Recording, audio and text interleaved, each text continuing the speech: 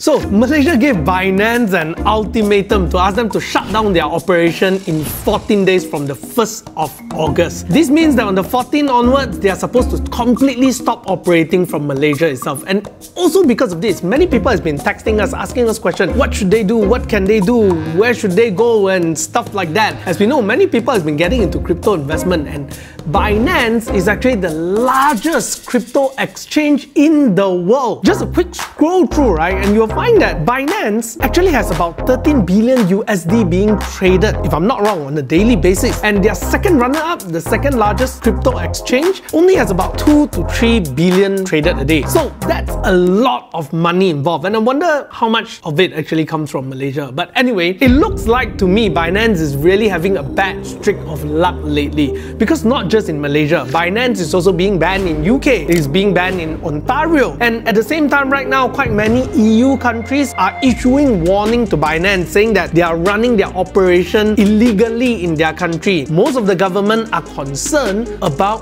money laundering issues. They are afraid that people are going to be using Binance for money laundering purpose. Well, we really don't know whether is that happening or not. Anyway, today in this video, we're going to talk about how are you going to be affected and what can you do. If you are Malaysian, you will soon find yourself not being able to access to any Binance app or website from Malaysia itself. Now, Binance also took a very complying approach with the Malaysian government. They will stop operating and they will try to work out something, the Malaysian government, probably trying to get a proper licensing and regulation to operate here. And that's something that they are trying to do even in UK and other countries that they are being banned as well. Will they be able to get this license to operate? Well, we really do not know, but at this point right now, they don't have it. So over the past few days, I've been seeing many comments and many posts from people talking about Binance, and it seems to me that the messages are quite mixed up. One guy posting up asking if he can use VPN, and Binance say that they will block your account if they notice that you are using a VPN. After that, there are other people who posted up communication with customer service as well, and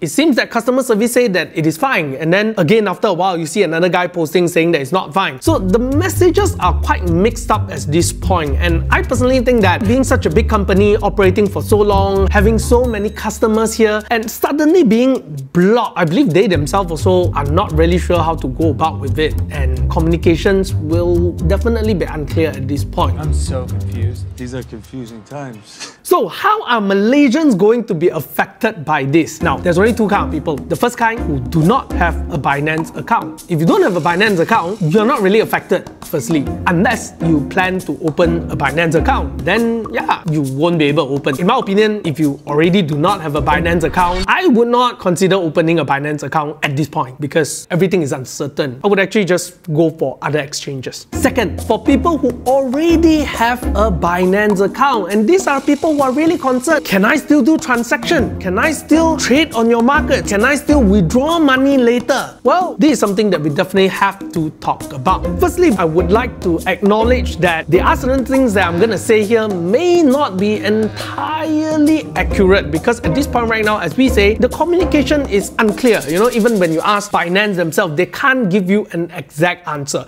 So I'm just putting up all this information based on what I've gathered so far, and hopefully it can give you a clearer direction what to do next. So forgive me if let's say you find any of this information given is inaccurate, especially if you are going to watch this video later after we record this, because things may change, right? So please don't penalize us for that. And do tell us any new information you know in the comments below, so people can run through a comment and see what's the latest update about this incident. Alright, so if Malaysia will be blocking the Binance website, most of the people are suggesting this, for you to use a VPN. So all you need to do is sign up for a VPN account, and then through a VPN, probably set your location to Singapore or something, and then you can access to Binance website through a VPN. Now, even if you can access into a Binance website, the next question is this: will you be allowed to trade on Binance itself? Will you be allowed to do any transaction on Binance? That is a question that we still don't get a real answer yet, because I asked them if I were to stay in Singapore and I'm a Malaysian, can I still use Binance? They couldn't give me an exact answer at this point. Well, nonetheless, if the VPN works, great. Second concern, people are wondering if you are able to withdraw your money if, let's say, you are a Malaysian. Now, I definitely can't give you an exact answer, but this is purely my opinion again. When you log in into Binance, the first thing that you need to do is you go to a P2P market and buy USDT from a seller. What you do is you bank in money into the seller's bank account directly and you receive USDT. Then after that, you would do your trades on their exchange. Say you bought Bitcoin and then you sold off your Bitcoin. What you want to do is that you want to change your Bitcoin to USDT and then go to the P2P market again, and now you sell your USDT to a buyer. What happened here in the P2P market? Again, the buyer will transfer money directly into your local bank account and Binance will help you automatically release the USDT to the buyer after you receive money into your local bank account. Based on this process, I don't see anywhere Malaysian government has control on, because the transaction that is a buyer transferring money to your bank account directly as fund transfer. And usually you will not put words like Bitcoin or Binance or any form of crypto words there. So I don't see how they can ban you from doing that. The only reason that it can be banned is if Binance decide to stop this thing totally and disallow any transactions done in Ringgit Malaysia. That would be probably the only way that they can do that. So if Binance were to block Ringgit Malaysia totally, what will happen is that you can't buy any USDT or sell any USDT and get Malaysian Ringgit. Now the only way is you need to have a foreign bank account. And there is a way that you can do this. All you need to do is go to cimb.com.sg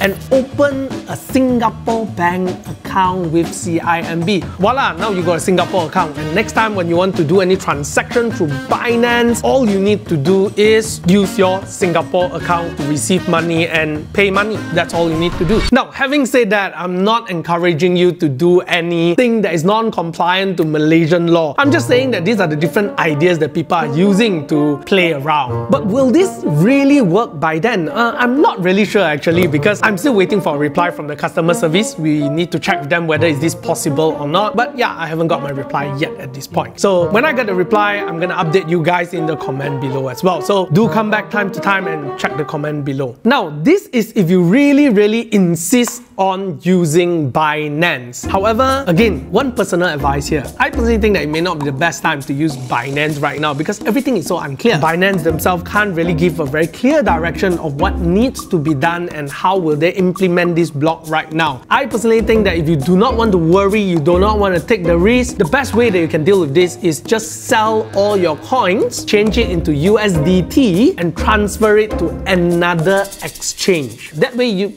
don't have to worry, right? Now, many people in other videos have already explained why you should change all to USDT first before you transfer. One of the main reasons is because the transfer fee is going to be very heavy if you transfer different kind of coins every time. So might as well you just do a one-off transfer with USDT, go to the other exchange and then buy whatever coins that you want to buy again. That would save you a whole lot of money. So since you're going to switch your exchange right now, the question is, where should you go? Many people are recommending you to go to other exchanges such as 4B, Bybit or so on. But this is what I think, at the end of the day, you will never know when Malaysia is going to clamp down again. Maybe suddenly they will issue another statement and say that this particular exchange will be blocked and then you're going to go through the whole scenario again. So if you are looking at going to an exchange that is not being regulated, you must bear in mind this will always be a risk. So you only do this if you can accept this risk. If you don't think you can accept this risk, you don't want to be worried, you want to just buy a coin and just sleep comfortably at night, not worrying about anything or any regulation issue, my suggestion to you is this: use regulated platform. However, I know many people who do not want to use stuff like Lunar or Tokenize who are regulated in Malaysia. One of the main reasons is because of the high fee that that incur? Well, think of it this way. If you are not able to sleep at night, then I would say that just pay the fee, man. But if you can stomach the risk and you think it is fine for you, then perhaps you can try other exchanges as well. Now, on the other hand, we also know that the regulated exchanges in Malaysia have a limited number of coins. On Luno Malaysia, you can trade 5 coins, which are Bitcoin, Ethereum, Ripple, Litecoin, and Bitcoin Cash. And if you were to use tokenized, there are 4 coins that you can trade on, which is Bitcoin, Ethereum, Litecoin, and XRP. So one of the reasons that many people do not want to use a regulated exchange is because you don't have other coins such as Dogecoin or Shiba or whatnot, right? Anyway, that's the price that you have to pay if you don't want to worry about anything. So just suck it up and accept it for now, because that's how things are. One of the advice that I commonly see online as well is people asking you to transfer your money from Binance to a cold wallet like this one here. It's a Alipal Titan, right? They sent us this as a sample. Anyway, yeah, if you're interested, you can check out the link below and get one. In fact, for those of you who have a significant amount of cryptocurrency, it is advisable that you don't keep your money on the exchange. Always transfer the money from your exchange wallet to a cold wallet. The reason being is this: if the exchange gets hacked, all your money in the wallet is gone. Gone. Reduced to atoms. And it is not the first time that it happened before. There are companies, there are exchanges that get hacked or decided to just close shop and run away, and all your wallet is inside and bye-bye, no more money. So yes, do get yourself a cold wallet if you are a serious crypto investor and transfer your money from an exchange wallet into a cold wallet. But there is a problem as well. You are just holding the coins. You are not trading. The function of an exchange is for you to trade, but this doesn't do that. It just keeps your coin. So it doesn't solve the problem of buying and selling. You still gotta go to an exchange if you plan to buy or sell any cryptocurrency. So having all said that, let me just summarize quickly once again. What are the things that you can do? Number one, if you do not want to worry about anything at all, my advice to you is this: just withdraw all your money and then transfer it either to a cold wallet or transfer it to another exchange if you wish to do any more tradings. Number two, if you already have a Binance account, you insist on using Binance still, perhaps your best bet is actually to open a Singapore account. And then in future, if you need to do any P2P purchasing, use that Singapore account to